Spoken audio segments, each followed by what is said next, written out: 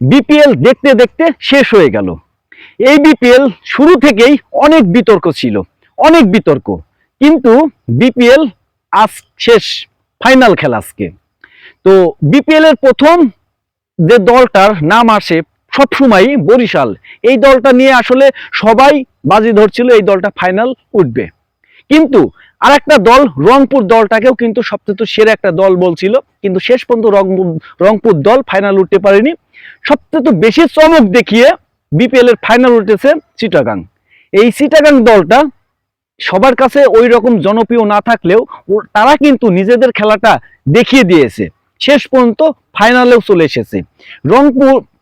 রংপুর কাগজে কলমে ভালো থাকলেও চিটাগাংয়ের সাথে কিন্তু ওইভাবে কিন্তু মানে ওই তুলনায়, খেলার তুলনায় ফাইনালে আসতে পারেনি।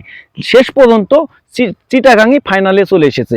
তো আজ দুই দলের খেলা, এই দুই দলের যে মানে শক্তি, সেই শক্তির বিষয়টা যদি একটু কথা বলি, তো কাগজে কলমে বরিশাল টিম অনেক এগিয়ে আছে, মানে অনেক দিক থেকে, সব দিক থেকে, বিদেশির দিক থেকে বলেন, আপনি আছে দেশি তারকাদের দিক থেকে বলেন, সব দিক থেকে কিন্তু বরিশাল টিমটা অনেক দিক থেকে এগিয়ে আছে। এখন শুধু দেখার বিষয় কারা জেতে, কারণ প্রতিপক্ষ চিটাগাং এই টিমটাও কিন্তু ফাইনালে চলে এসেছে। যেহেতু ফাইনালে এসেছে তারাও কিন্তু হার্ড টিম, আর আমরা তাদের খেলাটাও দেখেছি, তাদের খেলাটা আসলে দেশিরাই ভালো খেলেছে।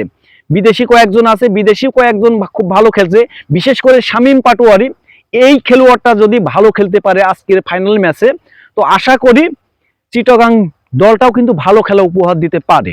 আর বরিশালের টিমের প্রত্যেকটাই তারকা, আপনি কার থুয়ে কার কথা বলবেন? তামিম ইকবল, মুশফিকুর রহিম, মাহমুদুল্লাহ রিয়াদ, আমাদের ক্যাপ্টেন শান্ত আছে, মানে অনেক বিদেশি তারকাও আছে, অনেক অনেক ক্রিকেটার আছে।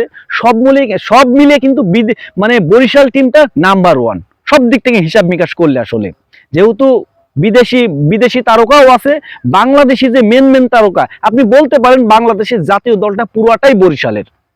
তো সবকিছু হিসাব নিকাশ করলে বরিশাল জেতার সম্ভাবনা আসলে 70%, মানে অনেক বেশি। চিটাগাং যদি ভালো খেলতে পারে, তাদের নিজেদের খেলাটা যদি আজকে সবাই সেরা খেলাটা দিতে পারে, আশা করি তারাও ভালো খেলা দেখাবে। কিন্তু কাগজে কলমে বরিশাল টিমটা অনেক দিক থেকে এগিয়ে আছে।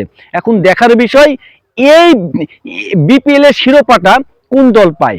আর চমক দেখিয়ে তো চিটাগাং আসছেই, চিটাগাং যদি আজকেও ম্যাচটা চমক দেখাতে পারে, তো চিটাগাং এর জন্য একটা ইতিহাস হয়ে যাবে, অবশ্যই ইতিহাস হয়ে যাবে তাদের জন্য।